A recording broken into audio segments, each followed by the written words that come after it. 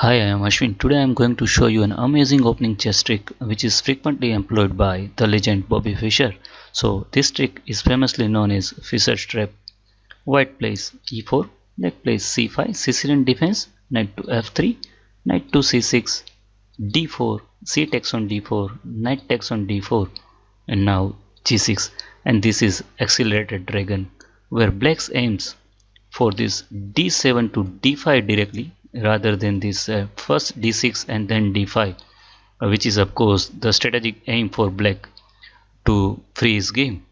But anyways, g6, and here we will play bishop to e3, knight to f6, knight to c3 defending this e4 pawn, bishop to g7, and now bishop to c4, and here black castles, and we will play this bishop to b3, and thus we are inviting black to play this knight to a5 and to win the bishop pair, because after knight to a5 there is no way that you can keep this bishop alive on the board. So here knight to a5, but friends, this is a mistake, and now white can get very good position with this e5 move. The point is that here black is having three alternatives. One, knight captures on b3, second, knight to h5, and third, knight to e8, and we will analyze each one by one. First, knight to h5, but then friends, this g4, and now this knight is lost. So knight to h5 is not possible at all after e5, and in case of knight captures on b3, we can play e captures on f6, knight captures on a1, f captures on g7 first, threatening this pawn takes on rook. So king captures on g7 force, and now queen captures on a1, where white is having an extra piece. Although after king captures on g7, white can even go for this sword castle, where after knight captures on c2, knight captures on c2, or queen captures on c2, white is having a lead in development and plus an extra piece. But anyways, after e5, knight to e8 looks a safest option. But friends, here comes bishop captures on f7. It's a check. So say rook captures on f7, but then knight to e6, and this traps the queen, because queen is under attack. d7 pawn is pinned. If d captures on e6, then queen takes on d8 is just winning. And c7 and b6, both the square are controlled by the knight and the bishop respectively.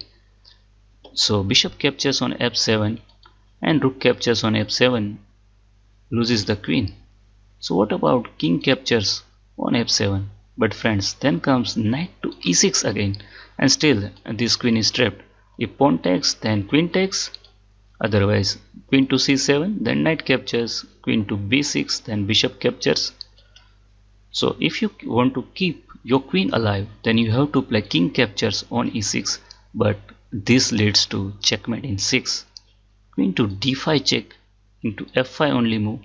Now g4 check, king captures on g4 only move, and there comes rook to g1 check.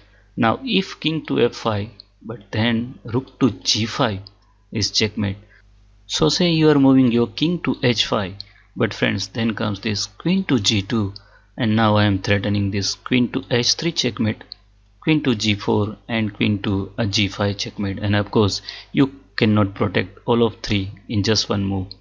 So king h5 is not possible at all after this rook to g1 check, and say king to h4, but then again queen to g2, and now I am threatening this queen to g4 checkmate, and say you are moving pawn to d6 or even this pawn to h5 to just defend this g4 square. But in both the cases I can first go queen to g5 check, king to h3, and now queen to g3 is just checkmate.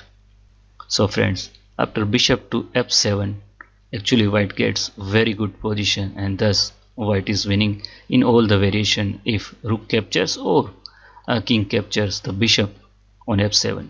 So friends, how was the video and the trick? Thanks for watching. Bye bye.